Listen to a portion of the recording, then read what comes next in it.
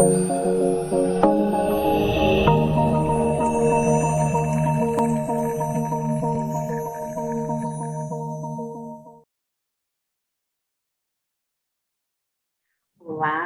boa tarde, boa noite, como é que vocês estão?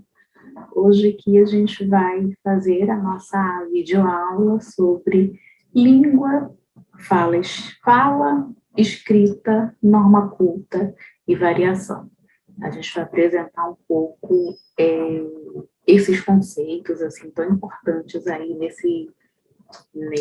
nessas discussões aí sobre a leitura e sobre a produção textual.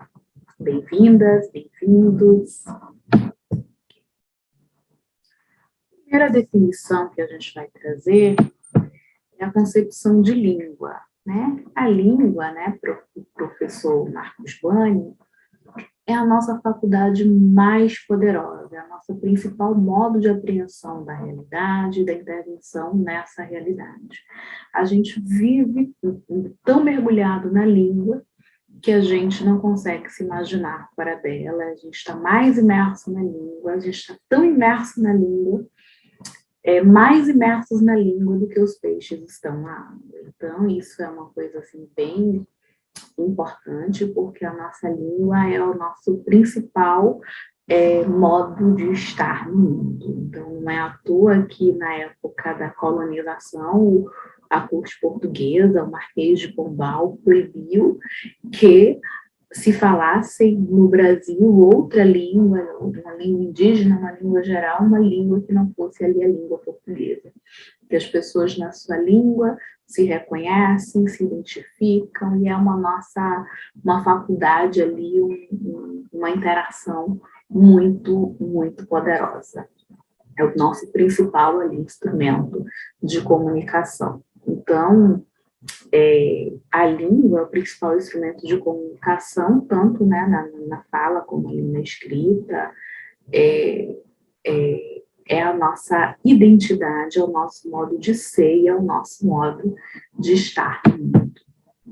Aí eu trouxe só um exemplo bem simples, só para a gente ter um pouquinho de ideia de como a gente se identifica com a nossa própria língua, que é a mesma palavra, o mesmo comprimento, escrita em várias línguas. Então, né, o que é o bom dia, o espanhol se aproxima um pouquinho mais da gente, do buenos dias, mas quando a gente olha ali, o nosso olhinho brilha, quando a gente se identifica, quando a gente vê que está ali escrito o bom dia também escrito na língua portuguesa. E aí eu trouxe também uma capa do livro do Machado de Assis, Os Memórias Póstumas de Brás Cubas, da primeira versão, que está ali essa publicação aí, né, essa imagem aí do verme e tal, só para a gente perceber que a língua escrita, né, falada, ela não é estática, ela está sempre mudando, ela está sempre se ressignificando, e na fala a gente percebe isso com muita frequência, no uso das gírias. Aí eu trouxe aí algumas gírias para a gente perceber que são gírias do tempo contemporâneo, outras gírias são gírias locais, são gírias que existem em um lugar e que não existem em outros, mas na escrita também a gente muda os modos de escrever.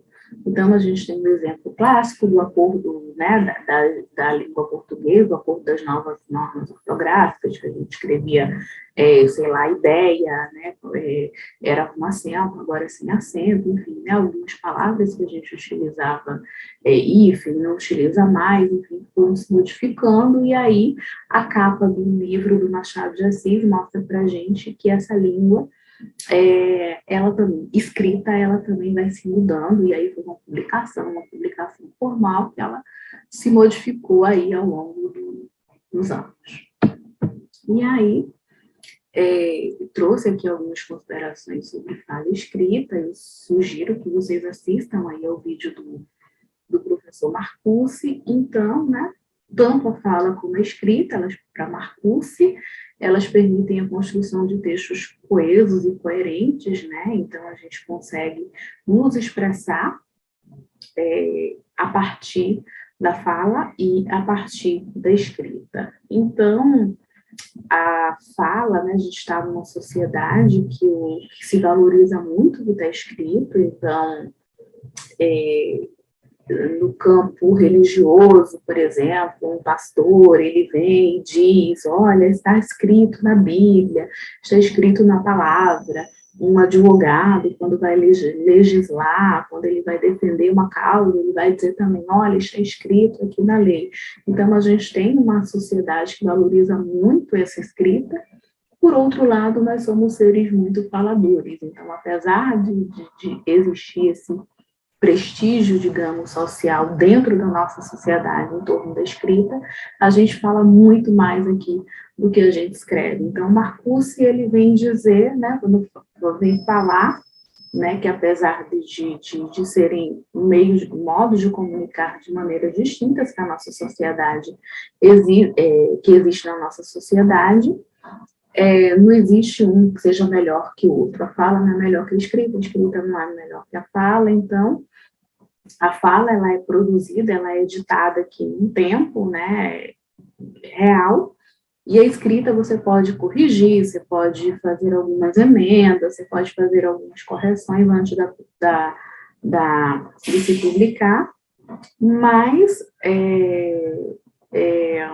nenhuma é mais importante que a outra. E na nossa contemporaneidade, como a gente tem essas publicações muito de redes sociais, muito de Instagram, muito de WhatsApp, então muitas vezes a fala e a escrita, ela meio que estão muito híbridas, elas estão ali imbricadas. A escrita acaba adquirindo ali algumas características também da fala. Eu trouxe aqui só 2 exemplos para a gente ver, uma tirinha da Mafalda, que é uma marca da oralidade na escrita, né, que a professora diz, vamos ver a Manolito, uma palavra que comece com P. Aí a Mafalda, né, então assim, o quadrinho é um texto que tenta reproduzir mesmo a fala. Então, um quadrinho da Mafalda vai tentar dizer o X. X não é uma palavra, digamos assim, que existe dentro de uma língua escrita, dentro de uma língua formal, mas a gente fala X, né, dentro da língua falada. E isso também vem aí para a escrita, ok? O nosso novo exemplo é o WhatsApp, também, que o tempo inteiro a gente utiliza aí, traz marcas aí da oralidade para escrita e também ressignifica ali o próprio modo de escrever. Então, dentro do WhatsApp, a gente pode escrever de um jeito que em outros espaços, que na academia, que na universidade, que nos textos acadêmicos, a gente não vai escrever. Por exemplo, que na hora que a gente fala, no momento que a gente fala, a gente não diz o, que, o, é. A gente só diz que.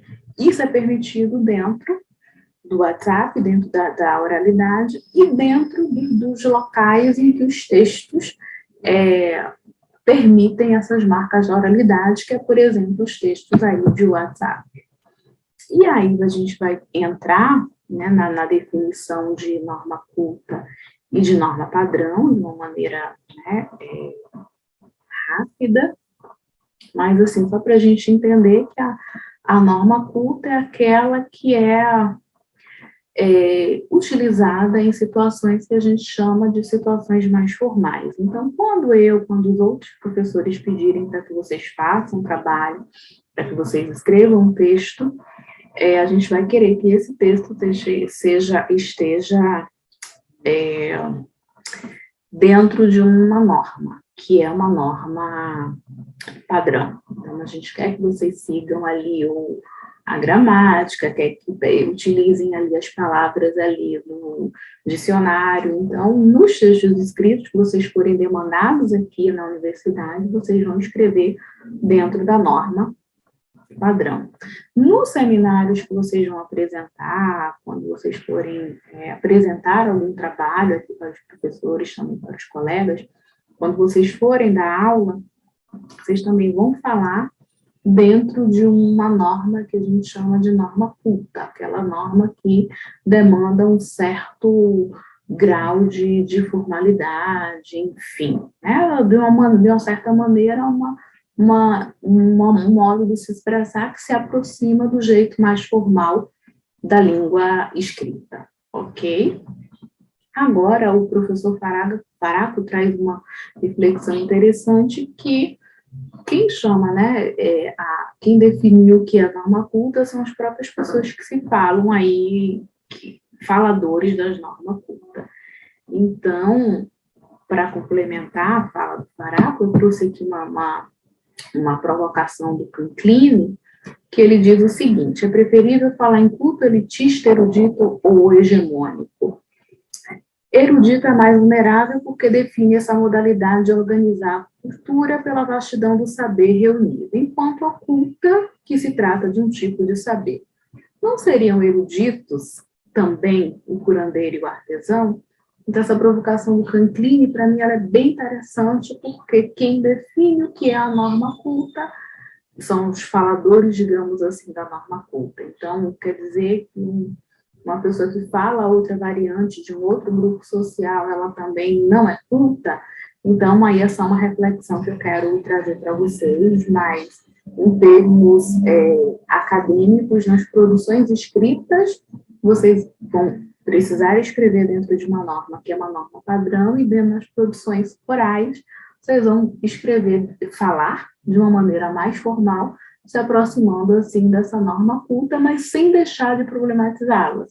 E cada vez mais, né, essas variantes linguísticas, esses outros modos de falar, eles vão aí adentrando vários universos, e no caso de vocês, a música ela tem um papel aí muito importante para problematizar isso, porque por vezes os meios de comunicação não fazem isso, então a gente assiste os jornais os jornais no âmbito nacional de um modo muito padronizado, mas os músicos, a música, o rádio, ele de alguma maneira, a música de alguma maneira traz essa provocação, né, em vários tipos, em vários gêneros de música, no rap, no funk, no pagode, enfim, essa discussão acontece o tempo inteiro.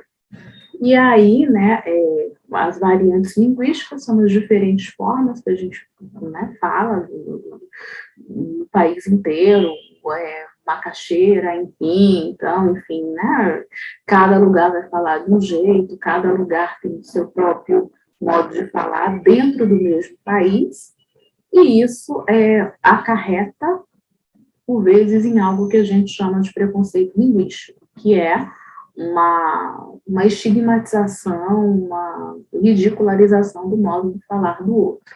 Então, a gente precisa ficar atentos que ter cuidado, especialmente como professores, para não ter práticas aí de preconceito linguístico, porque na fala tudo é possível ser falado, tudo se fala. E o que a gente faz são as modulações discursivas a depender da ocasião. Por quê? Porque a gente fala de maneiras diferentes em ocasiões diferentes. Você fala de um jeito quando vai dar uma aula, você fala de outro jeito quando vai conversar com seus amigos, você fala de um jeito quando vai conversar com seu filho, você fala de um jeito quando vai conversar com seu pai, com sua mãe, enfim. Então, a gente vai modulando o discurso, a gente veste a roupa do discurso a depender ali da necessidade e atentando-se para que a gente não utilize, para que a gente não estigmatize ninguém por conta do seu próprio modo de falar. E só, né, aqui algumas palavras para a gente saber: cafuné, mexerica, tangerina, enfim, que são variantes que em cada lugar do país fala de um jeito, é biscoito, é bolacha, a grande polêmica entre Rio e São Paulo, é bolacha, é biscoito, enfim, né? Mas que tudo são modos diferentes de falar e que a diversidade pode, sim, enriquecer aí a nossa língua.